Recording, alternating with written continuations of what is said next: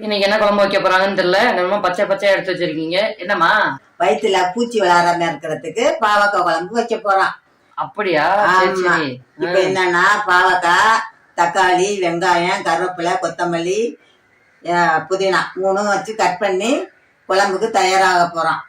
குழம்பு வைக்கிறதுக்கு காயெல்லாம் வெட்டி எடுத்துக்கிட்டோம். அடுப்பை ஆன் பண்ணிட்டேன். இப்போ எண்ணெய் ஊற்ற போறேன் சட்டியில.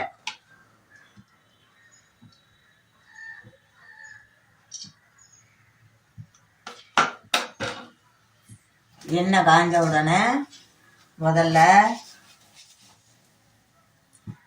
வெந்தயம் போடணும். அடுத்து சோம்பு, அடுத்து சீரகம், அடுத்து மிளகு,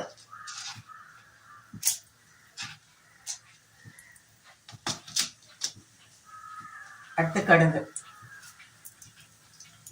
எல்லாம் போட்டாச்சு. இப்போ பொரிஞ்சு வரணும்.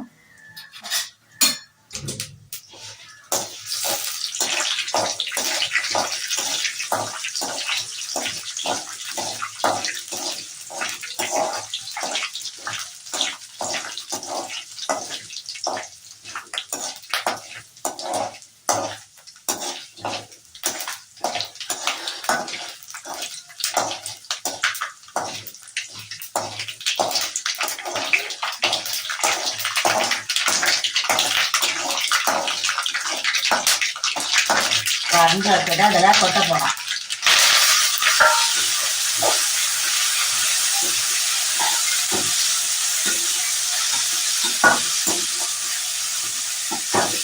நல்ல வாசனையா இருக்கிறது குழம்பு வச்ச மாதிரி வதக்கல்ல. ஆமாம்மா, சூப்பர் வாசனை. ஏன்னா பொருள் எல்லாம் பொருளெல்லாம் போட்டுருக்குங்கள, அதெல்லாம் நல்ல வாசனையா இருக்கு.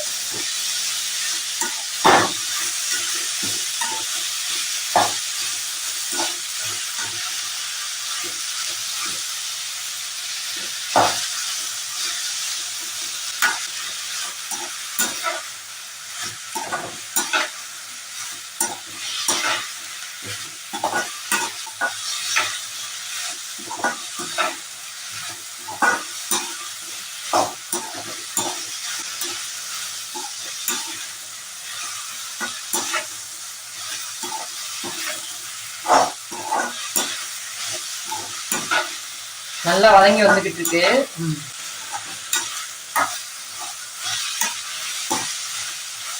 சின்ன வயசுல எனக்கு நிறைய பாவக்காய் குழம்பு வச்சு வச்சு கொடுத்துதான் வயிற்றுல பூச்சியே வரவிடாம அம்மா பார்த்துக்கிட்டாங்க. ஆமாப்பா, என்ன உனக்கு சின்ன வயசுல நிறைய பூச்சி வந்திருந்தது. அதனாலதான் பாவக்காய் குழம்பு அடிக்கடி சேர்த்துக்கிட்டோம். சேர்த்துக்கிட்டனாலதான் பூச்சி எல்லாம் போயிட்டு இப்போ உனக்கு நல்லா இருக்குது.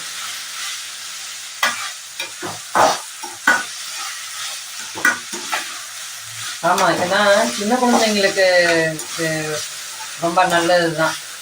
ஏன்னா நிறைய முட்டாயெல்லாம் சாப்பிட்றோம்ல, சாப்பிட்றோம்ல எண்ணெய் சேர்த்துக்கிற பாருங்க. இனிப்பு, ஆமா இனிப்பு எல்லாத்துக்குமே பெரியவங்களுக்கு கூடப்பா இனிப்பு அதிகமா சாப்பிட்டா பூச்சி நிறைய இருக்கும். அதனாலதான் பாவக்காய் குழம்பு சேர்த்துக்கிட்டா ரொம்ப நல்லது. அது கசப்பானது இல்ல, அதனால அந்த பூச்சியை வந்து எதிர்ப்பு சக்தி இருக்கிறதுனால அதை அடிச்சிடும். இப்ப எல்லாம் வந்துருச்சு, இறக்க போறோம். இறக்கி ஆற வைக்கணும். ஆமா ஆமா.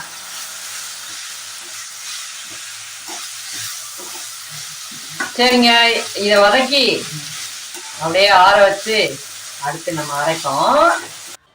அப்ப வதக்கி வச்சத அதுல கொட்டி அரைக்க போறோம், மிக்சியில கொட்டி.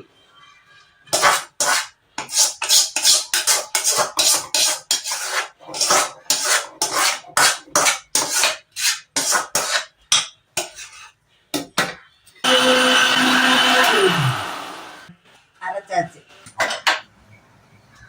அடுப்பு ஆன் பண்ணி சட்டி காஞ்சோடனே எண்ணெய் ஊத்த போறேன். சட்டி காயட்டும்.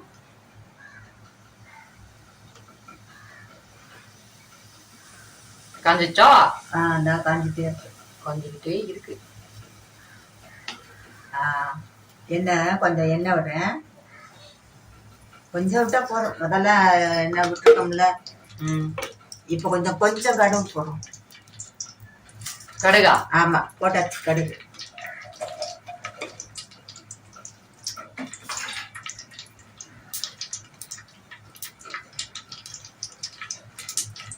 நல்லா பொரியட்டும். பொரியட்டும். மசாலா அதுல ஊற்றுறேன். நல்லா பொரிஞ்சிட்டு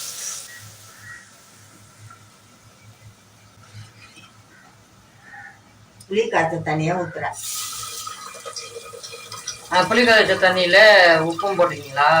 போட்டாச்சு. அதான் நான் கொடான்னு சவுளி கேக்குது ஊத்தும் போது. அதுல கொஞ்சம் புளி சக்கையா இருக்கும்ல. ஓஹோ, சரி. அதனால கொஞ்சம் கைய வச்சு தண்ணி புளி சக்கைய போகாது. ஆமா ஆமா ஆமா. சில பேர்லாம் வடிகட்டியில ஊத்துறாங்களா? வடிகட்டி தான் ஊத்துவாங்க. நல்லாவா இருக்கும் வடிகட்டி வெறும் தண்ணியை மட்டும் ஊத்துனா? அது அவங்க பழக்கம் அப்படி பண்றாங்க.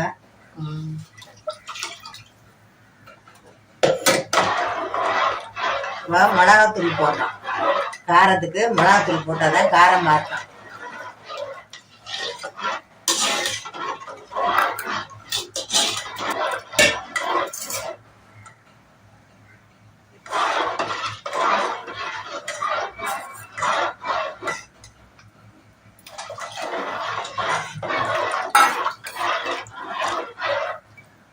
எல்லாம் ரெடி ஆயிடுச்சு.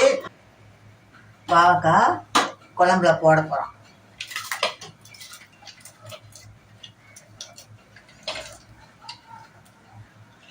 போட்டாச்சு.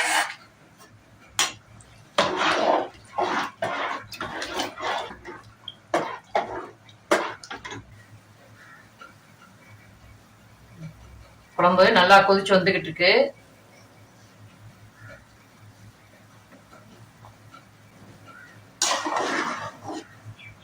பாவக்காய் நல்லா கொதிக்கிட்டு குழம்பு.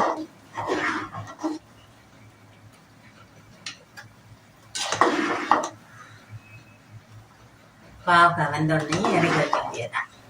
நல்லா கொதிச்சிட்டு இருக்கு.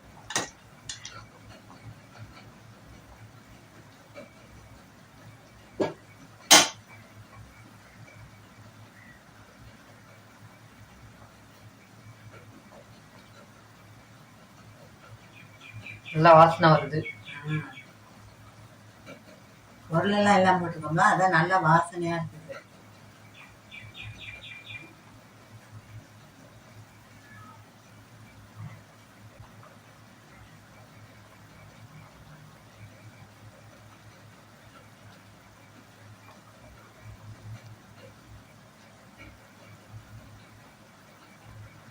போதும், குழம்பு இறக்க போறான். சரி, ஓகேம்மா, இறக்குங்க. அப்படியே போய் சாப்பிடுவோம். சரிங்கம்மா. சாப்பாடு குழம்பு எல்லாம் சூடா இருக்கியா? சரிடா, சாப்பிடுங்க. எப்படி இருக்கு பாவக்காய் குழம்பு? அருமையா இருக்கு. நான் கூட சூட்ல பேச முடியலன்னு நினைச்சேன். இல்ல அருமையா இருக்கு. ஆனா பாவக்காய் கசக்கல இருந்தேன். பரவாயில்ல, கசக்காம ஒரு தன்மையே இல்ல. ஓகே நண்பர்களே, இதே மாதிரி நீங்களும் அருமையான பாவக்காய் குழம்பு செஞ்சு சாப்பிட்டு பாருங்க. இது பிள்ளைங்களுக்கு வயிற்றுல பூச்சி வளராம இருக்கிறதுக்கு நல்ல ஒரு மருந்து.